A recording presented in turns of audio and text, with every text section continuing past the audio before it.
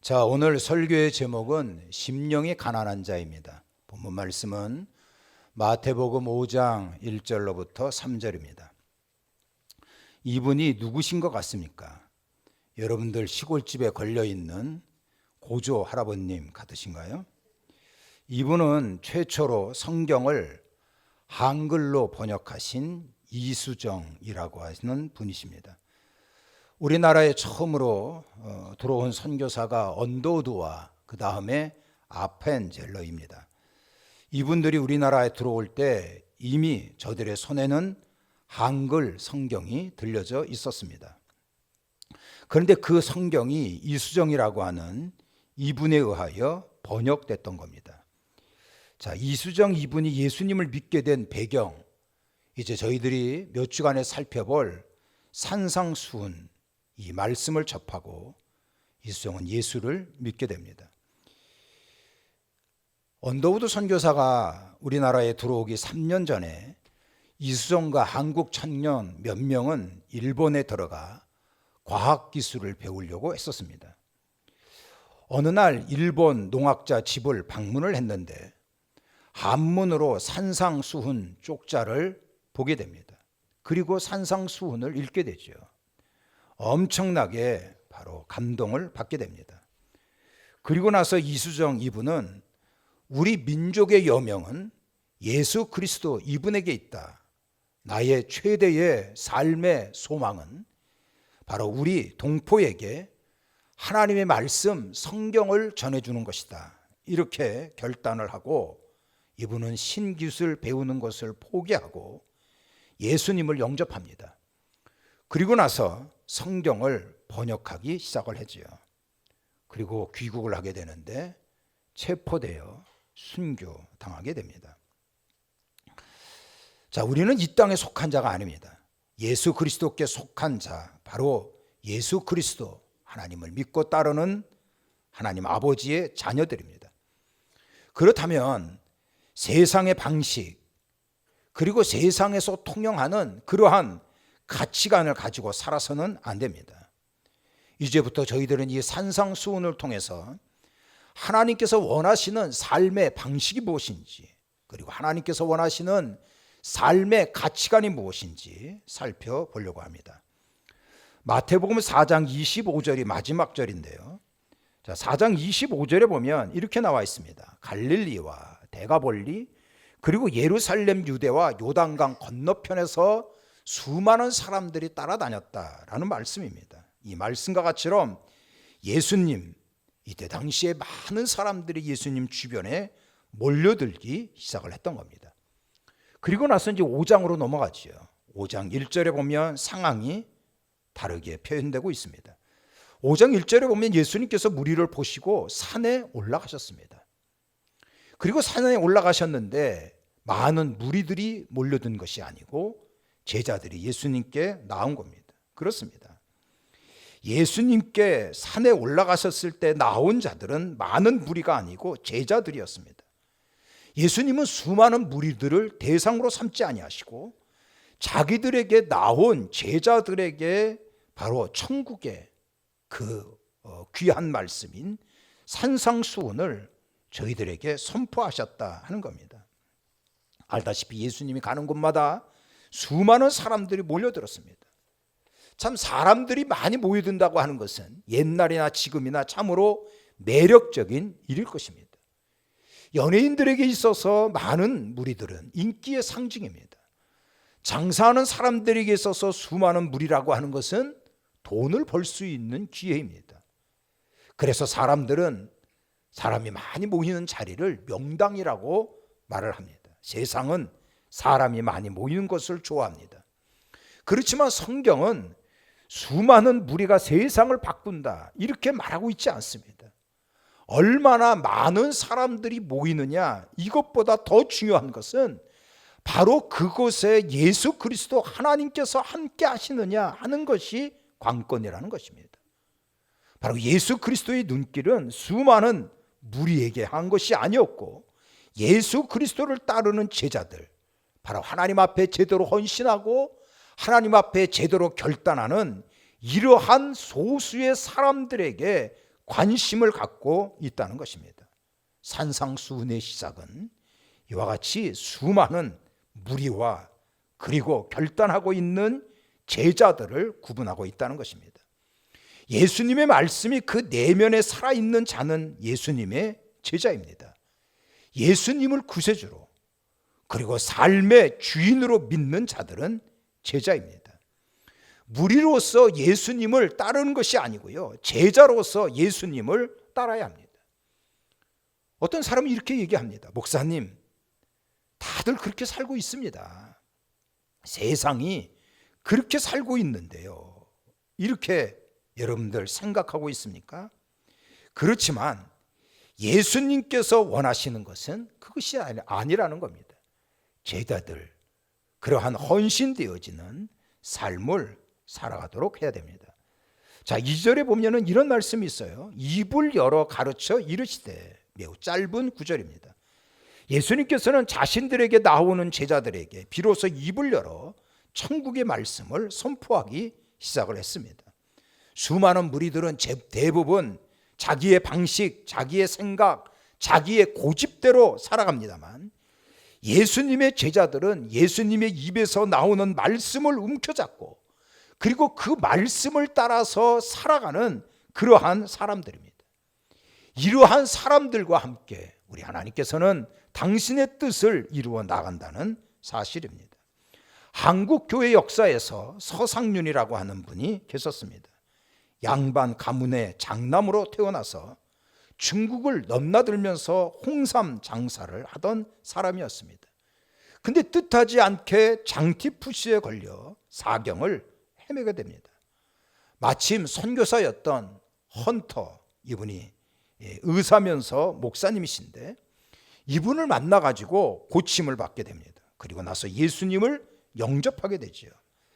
이 서상윤 이분은요, 예수님께서 우리를 위하여 십자가에 달려 돌아가신 우리의 구세주라고 하는 이 사실을 알고 그 감동에 홍삼 장수를 그만두고 성경 보따리를 잔뜩 짊어지고 그리고 압록강을 건너서 이제 고국으로 가게 되는 겁니다.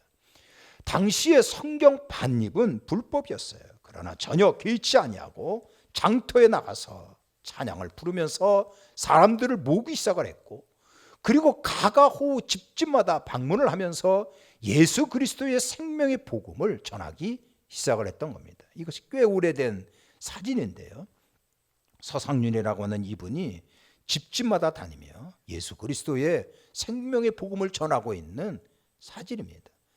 자, 많은 이들이 몰려들기 시작을 했어요. 그래서 한국 최초로 교회가 세워지게 되는데 그게 바로 소래교회입니다. 우리 옆 동네에 있는 소래포구, 거기를 말하는 것이 아니고 북한에 있는 소래 지역을 얘기하는 거예요. 이것이 우리나라 최초로 세워진 바로 소래교회 그 사진입니다. 자, 이렇게 하나님의 말씀을 듣고 순종하며 나가는 이들을 통하여 하나님의 역사가 일어난다는 것을 말씀하고 있습니다. 자, 3절에 가서 비로소 예수님께서는 천국 복음을 선포하기 시작을 합니다. 3절에 보면 심령이 가난한 자는 복이 있나니 천국이 그들의 것이며 라고 말씀을 하셨습니다. 예수님의 첫 마디가 심령이 가난한 자는 복이 있다라고 하는 말씀입니다. 동서고금을 막론하고 참으로 듣기 거북한 말이 가난일 것입니다. IMF가 있은 그 즈음에 여러분 모두 부자 되세요 라고 소리쳤던 어느 카드 회사의 광고, 많은 사람들이 지금까지 기억을 합니다. 그런데 예수님은 가난한 사람들이 복이 있다라고 말씀을 하고 있는 겁니다. 자, 예수님께서 말씀하신 이러한 가난한 마음, 가난한 심령이 무엇이냐 하는 거예요. 먼저 짝퉁 가난한 마음이 있습니다. 첫 번째로는요, 물질의 가난을 말하는 것이 아닙니다. 예수님께서는 결코 물질의 가난을 예찬하지 않으셨습니다. 우리 주변에 보면은요, 쥐뿔도 없으면서 참으로 마음마저 전혀 가난하지 않는 교만 덩어리가 있습니다. 이런 사람들과 비교될 만한 사람들이 또 있죠. 부자이면서도 마음이 가난한 아주 겸손하고 예의 바른 이러한 사람들이 있다는 것입니다. 여러분들 니고데모를 보십시오. 유대 가난이며 납비였어요. 사회적으로 높은 계급과 신분이 있었음에도 불구하고 이때 당시에 무명이었던 나사렛 예수 그리스도 이분 앞에 나와서 니고데모의 가장 중요한 인생의 질문을 물어보지 않습니까? 바로 마음이 가난했기 때문에 그런 것입니다. 성경에 보면 부자 아리마대 사람도 나옵니다. 이 사람은 예수님께서 십자가에 못 박혀 죽으신 후에 아무도 예수님에 대해서 관심을 두고 있지 않았어요. 그런데 아리마대 사람 요셉은 홀로 찾아가서 예수님의 시신을 수습하고 장사 지냈던 사람 아닙니까? 역시 이 사람은 사회적으로 신분이 높았음에도 불구하고 마음이 가난하여 이러한 아름다운 일을 했던 것입니다. 두 번째로는요, 마음이 가난하다 하는 얘기는 심지에 연약한 이러한 것을 말하고 있지 않습니다. 우리가 마음이 가난하다 이렇게 생각을 하면은 마치 이 가슴이 새 가슴 같아가지고요, 별것도 아는 일에 화들짝 놀래고, 그리고 매사가 부정적이고, 그리고 내성적인 나약한 이러한 사람들로 종종 생각하는 경우가 있습니다. 근데 그것이 아니라는 거예요. 예수님의 12제자 가운데 도마라고 하는 제자가 있는데 이 사람은 내성적인 성격의 소유자였습니다. 도마에게는 안타깝게도 사람이 죽으면 다시 살 수 없다고 하는 이때 당시 기존의 선입관에 가득 차 있었습니다. 그래서 예수님께서 그렇게 말씀하셨음에도 불구하고 이러한 잘못된 선입관 때문에 예수 그리스도의 부활의 메시지가 이 사람의 마음에 들어갈 만한 그러한 여력이 없었다는 것입니다. 잘못된 사상으로 고집불통인 것, 이것은 결코 심령이 가난하다라고 말할 수가 없다는 것입니다. 가난한 마음, 이것은 외식하는 심령을 말하는 것이 아니에요. 남들에게 겸손하게 보이려고 마음에도 없는 그러한 꾸며진 겸손을 보이려고 하는 사람들이 있습니다. 이것은 예수님께서 싫어하는 외식 아닙니까? 무리만 뻔들어한 것은 겸손의 영성이 없는 것입니다. 하나님께서 모세를 불렀던 그 호렙산의 역사를 기억하고 있지 않습니까? 하나님께서 모세에게 호렙산에서 명령을 하셨어요. 모세야, 애굽에 가서 이스라엘 백성, 나의 백성들을 구원시켜라 라는 말씀을 하셨습니다. 모세는 뭐라 그랬습니까? 하나님, 나는 입이 뻣뻣하여 말주변도 없고 이스라엘 백성들을 설득할 만한 그러한 능력도 힘도 없습니다. 이러면서 여러 번 거절했습니다. 이럴 때 예수님께서는 모세를 향하여 노를 바라셨습니다. 당시의 모세는 모양만 겸손한 거였다는 거예요. 하나님의 말씀이 여러분들에게 임할 때 나는 못해 이렇게 사용하는 거, 결코 성경에서는 겸손한 사람이다 라고 말하고 있지 않습니다. 그렇다면 예수님께서 말씀하신 가난한 마음, 이 가난한 심령이 뭐냐는 거예요. 여러분들이 알다시피 그것은 겸손한 마음입니다. 성 어거스틴에게 어느 날 제자들이 찾아왔어요. 그리고 질문했습니다. 선생님, 예수 믿는 저희들에게 있어서 최고의 아름다운 덕이 무엇입니까? 3가지로 추려서 말씀을 해 주십시오 라고 얘기를 했어요. 어거스틴은 이렇게 얘기했습니다. 첫째가 겸손이다. 둘째도 겸손이다. 셋째도 겸손이다. 이렇게 말씀을 하셨어요. 제자들이 또 물었어요. 선생님, 그러면 교만이 무엇입니까?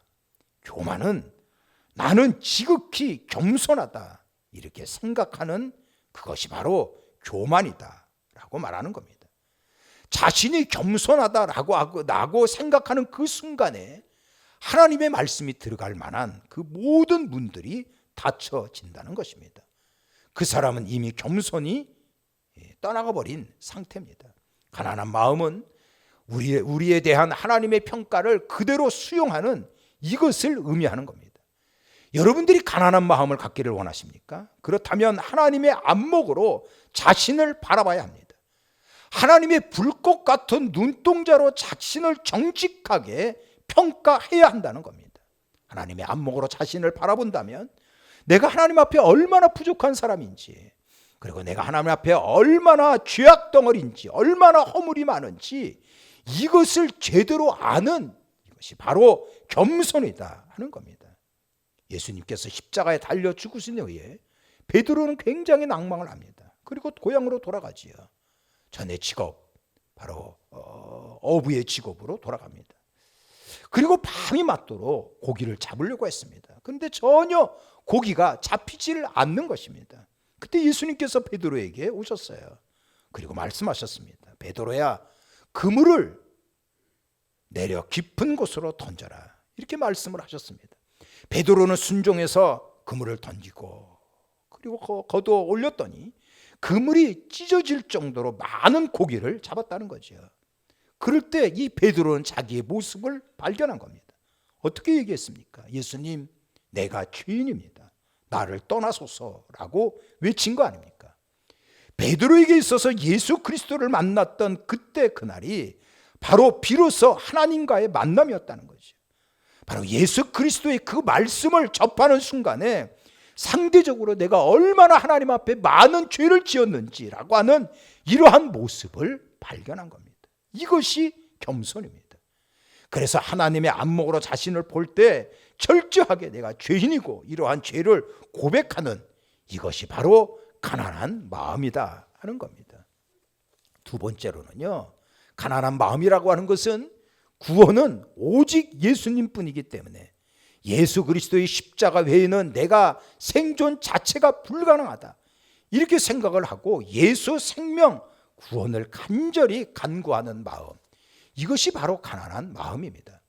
본문에 보면 가난한 자는 복이 있나니라고 말씀하고 있어요. 가난이라고 하는 단어는 헬라어로 두 개가 있습니다. 하나는 페네스라고 하는 단어가 있고요, 또 하나는 프로코스라고 하는 단어가 있습니다. 이 페네스라고 하는 단어는 오늘 내가 나가 벌지 않으면 오늘 먹을 것이 없는 가난입니다. 하루 벌어 하루 먹는 이러한 가난, 저축할 수가 없으니까 힘들 것입니다. 그러나 나가서 일할 수 있습니다만, 프로코스라고 하는 단어는 완전히 파산나고 거덜난 그러한 상태입니다. 내가 나가서 일할 만한 건강이 없어요. 그리고 어디서 나가 일할 만한 그러한 직장도 없습니다. 능력도 없어요. 모든 것이 제로인 이러한 상태가 프로코스입니다.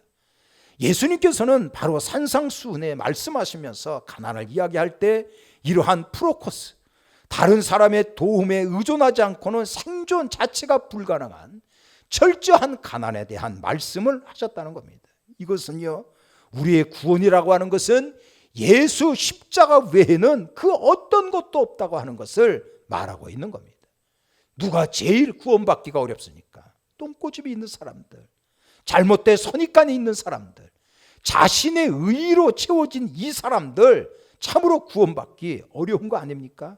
자신이 연약하고 병든 것을 알고 있음에도 불구하고, 그리고 자신이 죄인인 것을 알고 있음에도 불구하고 예수 그리스도의 십자가 앞에 나가기를 거부하고 하나님의 도움을 거부하는 것, 이것이 얼마나 무서운 오만이냐 하는 거예요. 가난한 마음이라고 하는 것은 예수 그리스도의 구속을 간절히 기다리는 마음입니다. 예수 그리스도의 십자가 외에는 나를 살려줄 그러한 그 어떤 것도 없다는 절실함, 이러한 마음을 갖는 것이 이게 바로 가난한 마음이라는 겁니다. 나아가서 하나님께서 나를 향한 그러한 기대 뜻에 대하여 응답할 줄 아는 것이 이게 바로 가난한 마음입니다. 예수님께서 베드로를 갈릴리 호수에서 처음 만나시고 부르셨는데, 예수님께서 베드로를 처음 만나고 부르셨을 때 이런 말씀을 하셨어요. 네가 요한의 아들 시몬이니 장차 게바라고 하리라 하는 말씀입니다. 베드로의 성격은 변덕스러웠어요. 그리고 촐싹됐어요. 뻑하면 승질이나 먼저 부리는 아마도 조울증 같은 이러한 성격을 가진 사람이었을 것입니다. 근데 예수님께서는 이 베드로를 향하여 너는 반석이 될 것이다 라고 하는 말씀이에요. 반석이 뭡니까? 큰 바위산같이 아주 듬직한 사람이 될 거라고 하는 말씀을 저에게 줬던 겁니다. 베드로는 뭐라고 응답을 했어요? 주님, 내가 반석과 같은 삶을 살겠나이다. 이런 식으로 우리 예수님 앞에 응답하지 않았습니까? 가난한 마음이라고 하는 것은 자신을 비우고 하나님의 뜻을 채우고자 응답하는 이것이 바로 가난한 마음입니다. 그래서 다윗이 뭐라 그랬어요? 하나님, 사슴이 시냇물 찾기에 갈급한 같이 내 영혼이 주를 찾기에 갈급합니다 라고 고백을 했어요. 다윗의 고백과 같이 가난한 마음이라고 하는 것은 하나님 앞에 간절한 마음을 갖는 거예요. 하나님을 의지하지 않고는 한순간도 숨쉬고 살 수 없는 그러한 절박한 심령을 갖는 것이 이게 바로 가난한 마음이라고 하는 겁니다. 예수님께서 원하시는 가난한 마음을 갖는 자에게 하나님께서는 놀라운 축복을 약속하셨습니다. 다시 한번 3절에 보면 심령이 가난한 자는 복이 있나니 천국이 그들의 것이며 라고 말씀하셨어요. 이거는 문법적으로 감탄사입니다. 와, 심령이 가난한 사람들이 복이 있다, 이렇게 손뼉을 치고 발을 구르면서 탄성을 자아내는 겁니다. 왜냐하면 천국이 저희들 것이기 때문에 그런 거예요. 우리가 간혹가다 무지개를 보면 가슴이 설레지 않습니까? 근데 천국의 문이 저희들에게 열려졌다는 거예요. 얼마나 가슴 벅찬 일이냐는 거예요. 심령이 가난한 자에게는 천국이 열려지게 될 것입니다. 천국이 열려진다고 하는 것은 세 가지의 의미가 있어요. 첫째가 뭐냐 하면 구원을 받는다는 겁니다. 마음이 가난하지 못하면 천국에 가지 못합니다. 가난한 마음을 가진 사람만이 죄인이라고 하는 것을 깨닫고 예수 그리스도를 구세주로 받아들일 수 있는 거예요. 죄사함 받고 하나님 자녀가 되어 하늘나라에서 영원한 하나님과 더불어 살 수 있는 영생을 누리게 되는 겁니다. 심령이 가난한 자들을 진토와 거름의 무더기에서 우리를 들어올려 천국의 패밀리가 되도록 역사해 주신다는 거 아닙니까? 구원을 주는 거예요. 또한 천국이 저희들에게 열려졌다라고 하는 것은 우리가 로마서 14장 17절에 보면 하나님의 나라는 오직 성령 안에서 의와 평강과 희락이라고 하는 말씀을 하셨습니다. 우리의 삶이 평강이, 그리고 우리의 삶이 하나님께서 주시는 그 희락과 소망이 넘쳐나게 된다는 것입니다. 세 번째로는요, 요한계시록 21장에 보면 주께서 그 천국에서 눈에서 눈물을 씻겨주시며 다시는 애통하는 것이 없도록 만들어준다는 겁니다. 여러분들의 개인에게 천국과 같은 그 찬란한 빛이 임하게 됩니다. 가정과 우리들이 속한 그러한 공동체에 하나님의 거룩한 질서와 그리고 거룩한 영광이 임하는 신나는 이러한 일들이 있는 천국과 같은 삶이 열려지게 된다는 겁니다. 사랑하는 성도 여러분, 주께서 말씀하셨습니다. 우리는 심령이 가난한 자의 삶을 살아가십시오. 겸손하시고 예수 그리스도의 이름으로 더욱 섬기는 그러한 모습으로 여러분들 한 주간을 보내십시오. 그래서 천국과 같은 이러한 놀라운 축복의 문이 여러분들에게 활짝 열려지기를 주의 이름으로 축복합니다. 주의 이름으로 축복합니다. 이제는 우리 구주 예수 그리스도의 은혜와 하나님 아버지 극진하신 사랑하심과 성령님의 위로와 교통하심이 예배드린 우리 모두에게 영원히 함께하옵기를 간절히 축원하옵나이다.